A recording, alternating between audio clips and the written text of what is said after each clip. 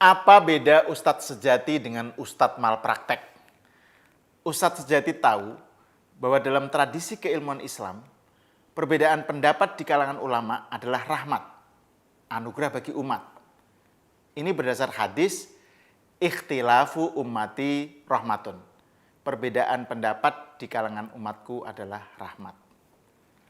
Adapun ustadz malpraktek akan menganggap yang beda pendapat dengannya sebagai maksiat dan sesat. Inilah yang tampak pada Ustadz HTI Felix Xiao saat menanggapi pernyataan Bu Sinta Nuriyah tentang jilbab.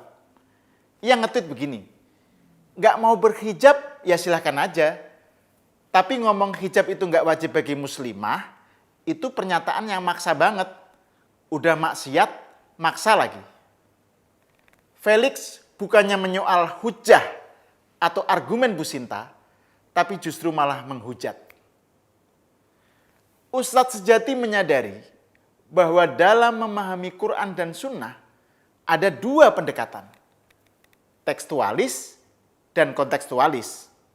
Dua-duanya sah, dua-duanya diakui dalam Islam. Ini juga berlaku soal jilbab.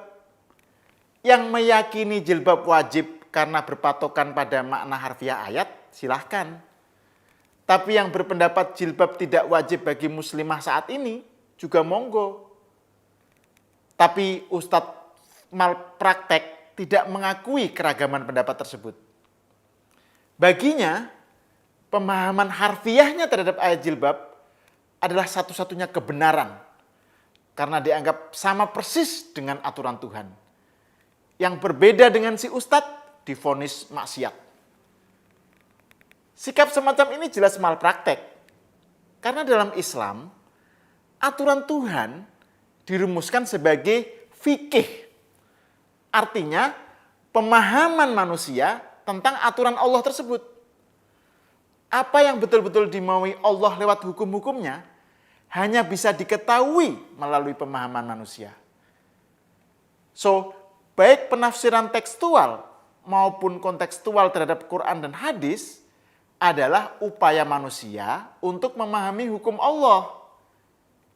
Penafsiran harfiah merupakan penafsiran manusia juga, yang kebenarannya nggak mutlak, bisa salah, bisa benar. Makanya, ulama fikih, kalau menolak suatu pendapat, ia akan fokus membantah argumen dan dalil pendapat tersebut, tanpa menghakiminya sebagai maksiat atau kafir.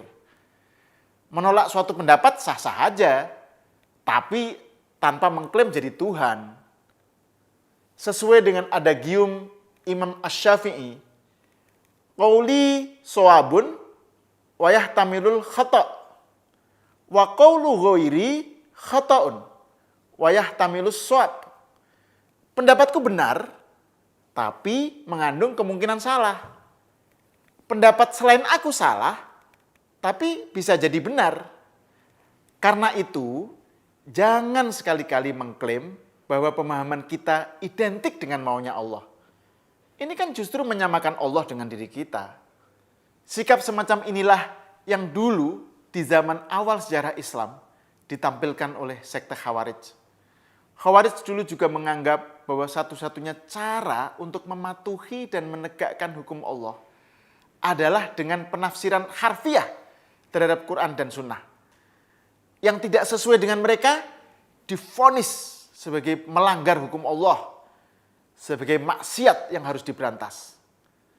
Khalifah Ali bin Abi Thalib yang berseberangan dengan paham mereka dicap sebagai kafir karena tidak berhukum dengan hukum Allah. Ujung-ujungnya kita tahu Khawarij membunuh Ali bin Abi Thalib.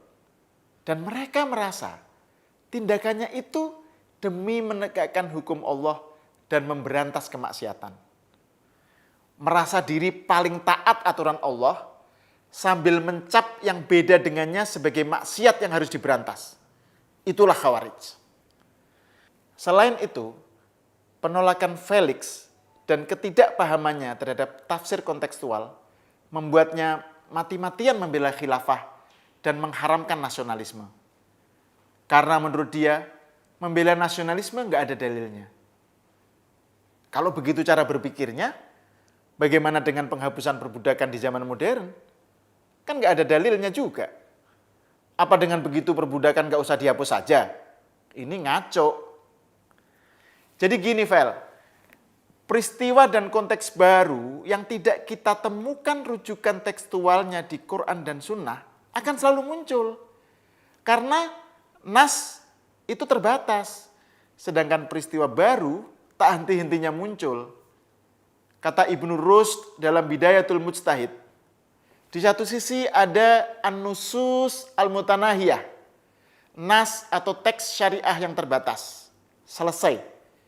Dan di sisi lain ada al-waqai' ghairul mutanahiyah, peristiwa atau kenyataan baru yang bersifat tak terbatas, tak habis-habis. Dan kemunculan al-waqai' ghairul mutanahiyah tersebut karena adanya konteks dan ruang waktu yang baru, yang berbeda dengan konteks di mana Nabi hidup. Yang nggak ada dalilnya bukan berarti haram. Yang dibutuhkan adalah penafsiran kontekstual. Jadi, ketika Felix bilang membela nasionalisme haram karena nggak ada dalilnya, itu menunjukkan bahwa dia kurang paham tentang apa itu dalil dalam Islam. Kalau pakai logika Felix, bahwa Bu Sinta maksiat karena menurutnya melanggar ayat jilbab, saya juga bisa mengatakan bahwa Felix adalah pendukung gerakan maksiat karena mendukung HTI yang nyata-nyata melanggar ayat-ayat Quran. Penjelasannya begini, tiap warga negara Indonesia harusnya menaati konstitusi, karena konstitusi merupakan dokumen kesepakatan bersama bangsa kita. Nah, Al-Quran memerintahkan umatnya untuk menaati kesepakatan. Karena itu sama artinya dengan memenuhi janji yang wajib sifatnya.